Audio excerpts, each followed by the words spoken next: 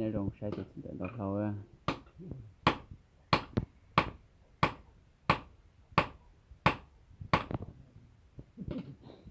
Thì từ từ đó thôi, từ nãy nhưng đó là có thực hiện là nó không có to xía này.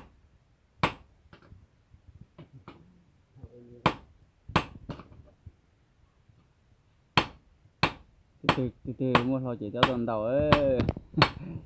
Không được thò thủ này, không chỉ đó.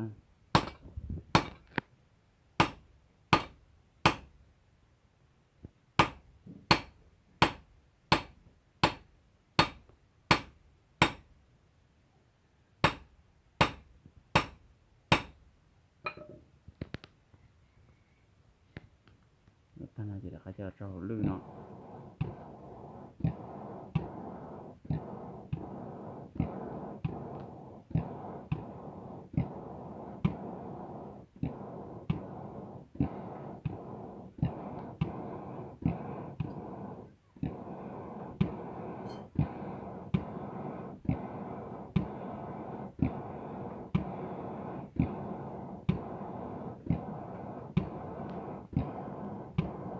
Vô là phải nó nè. Vô lư nè.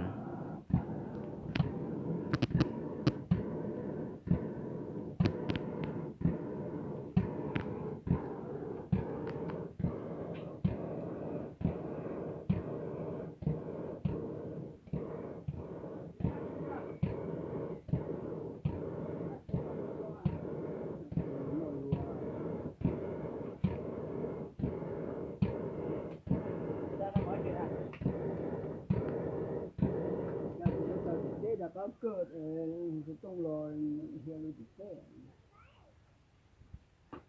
Thì cho mình đồ nè.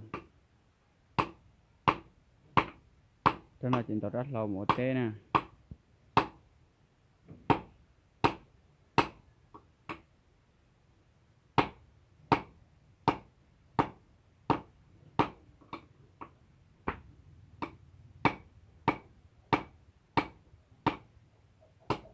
Cái tôi cho nên ta chỉ hơi là tiếc cái chín đầu hơn chỉ xa nhá, chín đầu nó vậy.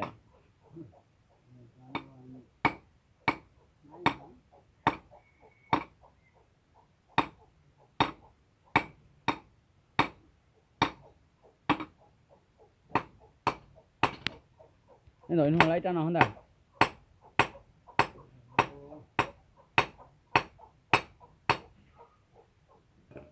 nó không có cái kho ta ởถ้าเป็นไอ้เปลือกจังnó không có thể tạm mà ho đồ đó hết rồi là không có thực hiện Thì tao không biết chắc con. thế là chỉ do ở cái thằng Rồi nó là lấy ớt cho nó. ở đó coi Ớt cho nó chia chừng phi cho nó. Còn đồ chết ra. cái sai người ta làm gì ha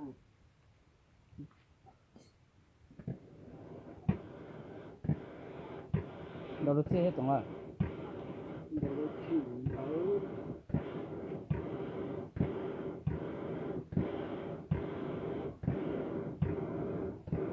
Tôi cho nên chả xe thôi mà nó xe mà chơi chả đâu用gì vậy.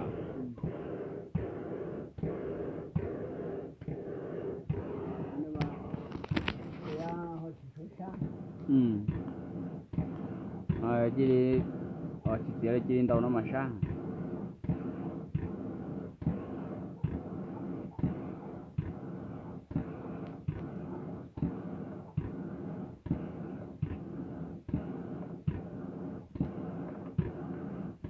Đó thôi đúng câu cái nữa. Cho lại biết mua nó có thủ đầu tiền đó thôi. Tôi chạy phải ở tế nè.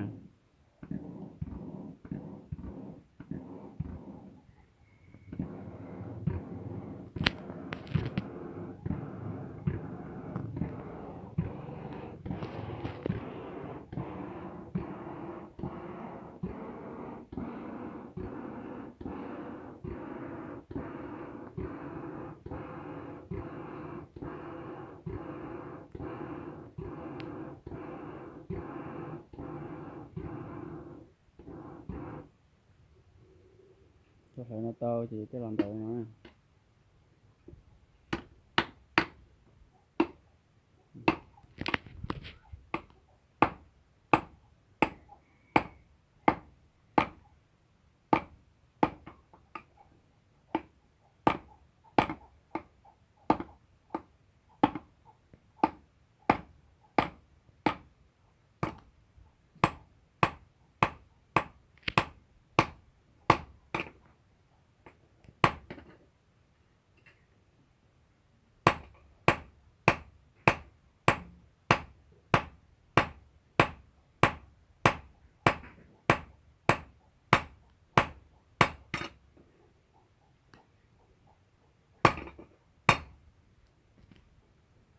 tôi nó chỉ cho một cậu lò nữa.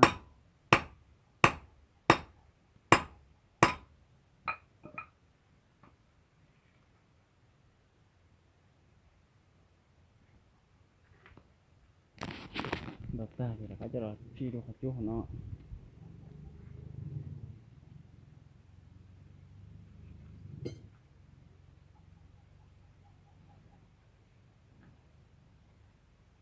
Sang chỉ tàu là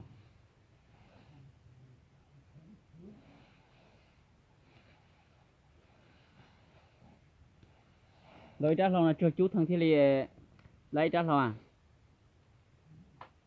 thôi thì chứ rồi con tổng thì chứ về đi sang này thì rồi nó tăng à In hai run run rồi. nó được ít thôi thì ra đầu cái kia đầu cái cha thực to cái gì rồi khi hắn nó đầu cái gì này Đợt sau chỉ dùng gì nữa đợt sau à ít nào mà in nu ngon đợt sau trường câu cái này cái phải tế trong cho còn đó chúng nó tới nhân đầu đợt sau nào đợt sau này kia tôi này một lan này đợt sau này ngoài cho nhiều này hay ngăn hay xí của ta đã lâu nó về như ta cảm thấy đợt sau chỉ đỏ nó để xin để đó cha rồi hay còn là cha nó lá nó xí rồi xí trâu sông nữa cha hay còn rồi thấy đã lâu nó bận rồi hay lại yêu sông rồi chứ mà lại đấy là hay ta đã lâu nó cha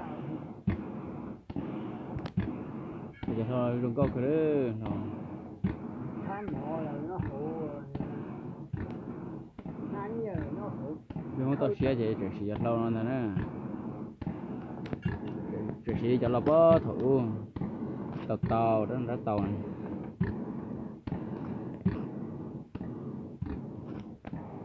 cái bên tàu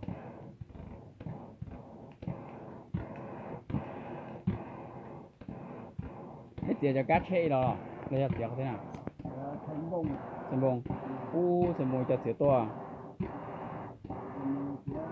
nhua nó cái chuyện nhua để nó xa đi ra nó xe nữa giờ thì cái cá chê chỉ sao mà giờ sân bông đó không cái thì xa là cái chuyện đầu xa đua được sao rồi đợi luôn rồi là nên cho mà chúng nó uống bể lo cái về xa đua sân bông này nó để nó lo nó về cái chuyện đâu nó về cái gì nó thì nhé nó về cái gì đâu về cái tàu bây giờ dưới cho nên chạy tiền là tiền chơi những gì đó giờ cái chuyện mà mình nuôi cái gì nó có thể mua bể lo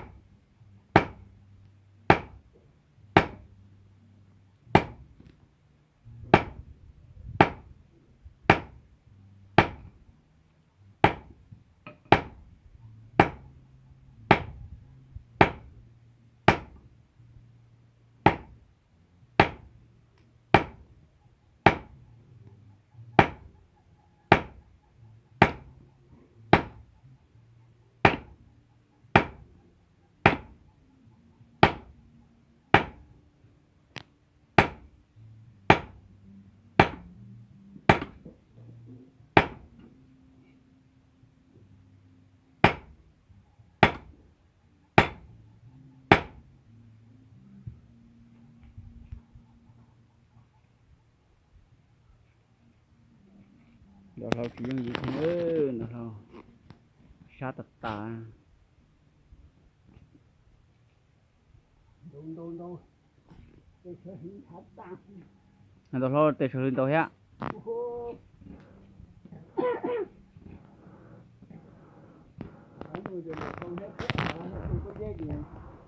thế à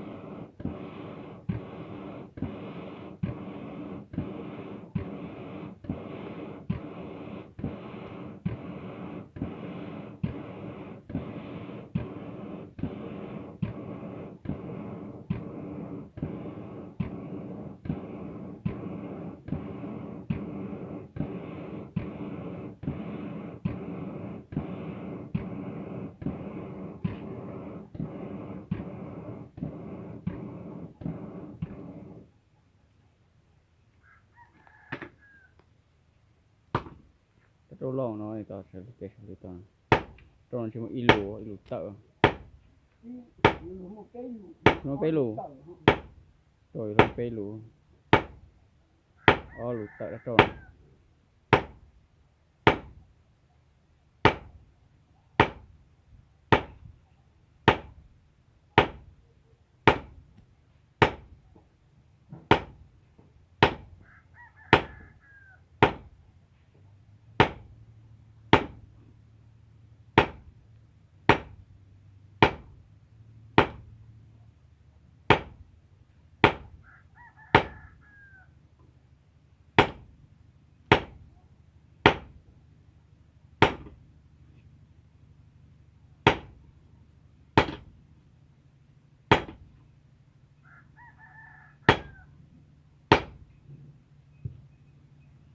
nhưng đầu như chị ở trên đường đu lên là đu kia cho chơi cái cả là cái nào